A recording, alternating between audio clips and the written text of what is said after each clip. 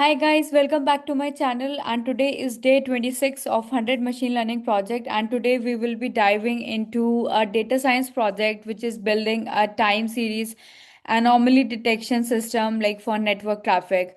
You must have wondered like how cybersecurity experts spot hacking attempts or network glitches, or like how the network is moving through, if it is good, if there are some issues with the network. And that's what we are exploring today. That's how to understand like how these things can be managed, and how artificial intelligence or machine learning algorithm can be used to detect this anomaly detection, like how basically it is able to understand like how it works for network traffic. And I will be walking through a Python implementation code, and by the end you will know like how to detect unusual patterns in network data like a pro. And if you are new here, hit that hit that subscribe button, and let's get started. So let me share my screen so that okay, yeah, I think that this is the one. Okay. Yeah. So first, let's go through like what is time series anomaly detection. So imagine like you are monitoring network traffic, say the number of packets sent per second, and normally traffic follows a pattern like higher usage during the day, lower at night. And if you are in targeting a particular network in a particular area, then you will know that okay, what kind of time is there. And according to that, like okay, you understand okay in the morning, because if you are tracking the network of a Wall Street, you will know in the morning till the 5 o'clock there will be high traffic of understanding, like if the because there is a lot of changes that happens. And after 5 o'clock there will be a little bit less of that payload number of packets sent per second at that particular time. So you have to understand like what is happening, what are the patterns of usual day looks like, so that you can understand what if there is a sudden spike or drop, that there are no packets going on, or if there are like in the evening, in the night, there are unusual packets going on. So basically that could signal a cyber attack like a DDoS, or maybe server crash. And those unusual points are called anomalies, to understand like what is different from daily basis or like from a regular job.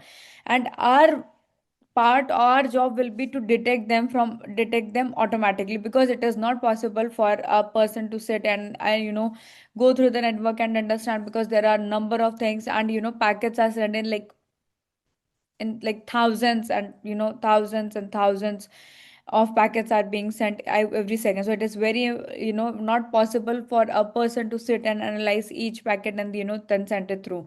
So we need some detection systems to basically analyze this network and make detections on the basis of that.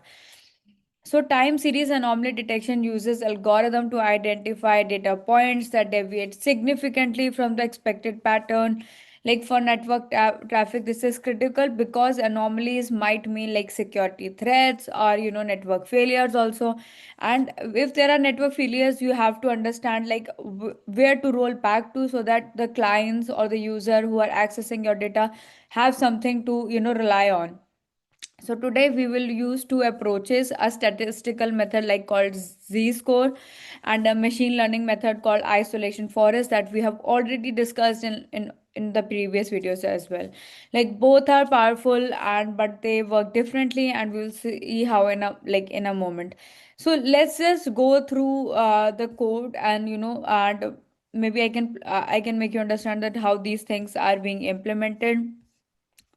So basically you can understand this creates 24 hours of traffic data with a pattern to mimic daily sinusoidal pattern to mimic daily cycles. Sinusoidal pattern is this one that we can see that okay, this looks like this. Okay, so this is the basic pattern. You can see there are some anomalies also added to it, just for our reference to understand like what anomalies look like, how these things are look like. We add random noise also for real, to make it little bit realistic, and inject anomalies like spikes at specific points. So the plot shows our data with visible spikes. You can see that, okay, I'm here, I'm just going through the data set, I just printed it and I'm plotting it. So you guys can understand what a normal, flow of network traffic looks like, and where the spikes are, and what the spikes, do according to this. So now we will talk about, we understood like we have the data for the normal data as well as with the spike. So now we will discuss about like what methods we can imply.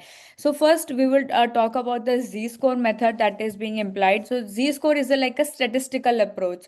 It measures how far a data point is from the average in terms of standard deviation. For example, if I see, it will create a standard deviation of this, and you can see there, this is the line and all the data. If there is a single line that is being plotted here using the standard deviation, it will try to find that from that particular line all the data points are at how much difference, distant are there. So you can see that if there is this the point, this is the standard deviation, that the point is here, that will make, and which will not be very normal for a daily basis, like daily information. So you have to understand like it, like you can understand like a bell curve. Most data points cluster near the mean, but outliers like a traffic spike set far, it will be far from the mean. And like we, on the basis of that, we calculate the z score as, I hope that, like, okay, I must be calculating, okay. So this is the z-score that we are calculating. So that the z-score where x is, that this is the data point, there is mean, there is standard deviation, and if the absolute z-score is, say greater than 3, we flag it as an anomaly, which you can also decide. Like in different organization, there might be a different things. For example, in lot of social network algorithms, if you are trying to get in, trying to log in, and if you fail like 5 or 6 times, it will let you, it will not block you. But if it's a banking scenario, if you're trying to log in and if you're putting the password 3 times, 3 wrong password, then it will block you for, your account will be blocked for your particular time. So these are the security things that are, that can, vary, that can be different for different organizations, and this is how it is being calculated. And for this, what we are doing, if it is above than 3, then we will flag it anomaly, or otherwise we will use a rolling window to compute the mean.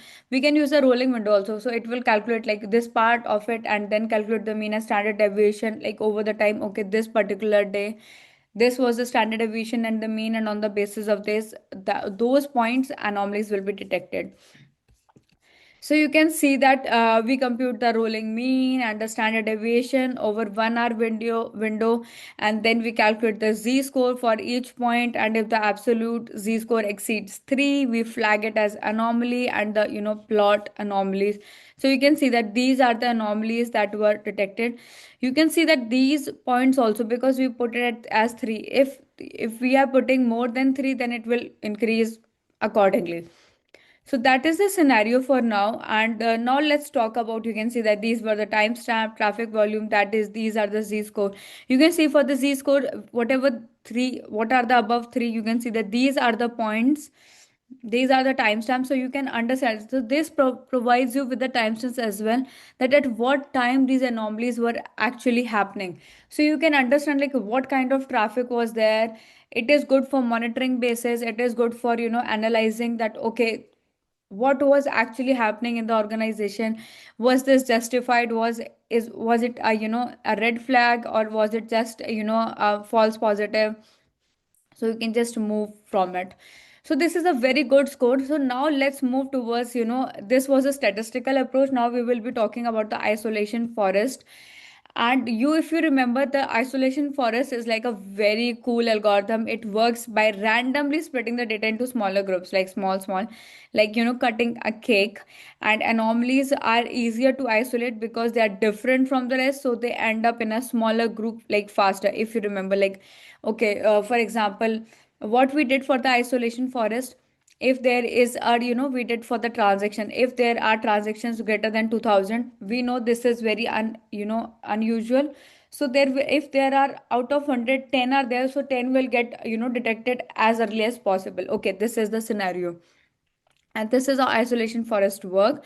You gonna think it is like, finding a red apple in a pile of green apples. It stands out, and the isolation forest doesn't assume the data follows any, so it basically do not follow any specific patterns. It just makes a guess, and great for, complex data set to understand, okay, what is different, and, check it that, okay, this is how the data is, the information is being split.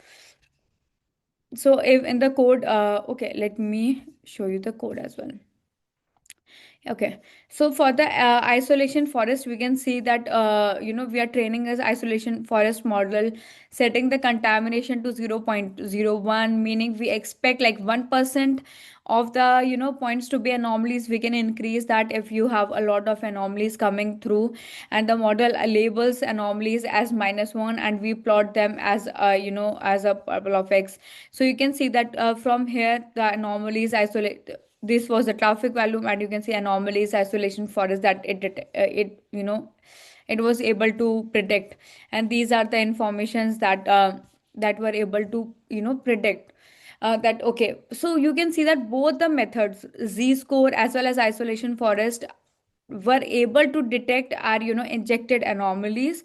But Z score might flag more points in a noisy data, because 3 is the scenario, right? You are putting 3, you can play with it, tweak it, and it also varies, with the organization. But it might flag more points in a noisy data, while isolation focuses on extreme outliers, like sometimes like small amount, like 1999 will not be flagged in, isolation forest. So you have to understand that you can tweak the window size and the contamination forest to adjust the, to adjust the severity, to understand what kind of data are you looking in, what are the, what are the information that actually matters in your organization or in your system as well, like what kind of information are you, capturing, if it is good enough. And on the basis of that, you can also you will also have a pattern of, okay, what I am looking for. On the basis of that, you can, tweak the hyperparameter, tweak the values of these algorithms, and move forward.